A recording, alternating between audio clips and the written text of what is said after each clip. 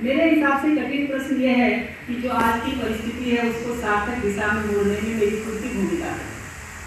सिर्फ ये शिकायत करने के लिए हम बने कि चीजें ठीक नहीं हो रही हैं, या उसको सार्थकता की ओर मोड़ने में अपना कुछ योगदान भी हमारा बनता है। परिस्थितियाँ कठिन है, ये हम सबको पता है, इसे नहीं पता। मैं तो ये भी मानता हूँ कि इतने सारे लोग यहाँ आए हुए जो अलग अलग काम कर रहे हैं, ये खुद भी अपनी बहुत सारी चुनौतियों से जूझ रहे हैं। कुछ व्यक्तिगत चुनौतियाँ होगी, कुछ परिवार के स्तर की चुनौतियाँ होगी, कई सारी सामाजिक चुनौतियाँ हैं, जिससे हम सब जूझ करके किसी तरह रास्ता निकालने की कोशिश कर रहे हैं। मैं मानता हूँ ऐसे लोगों को क्रिटिसिज्म करने से ज़्यादा बड़ा अपराध तो कुछ हो ही नहीं,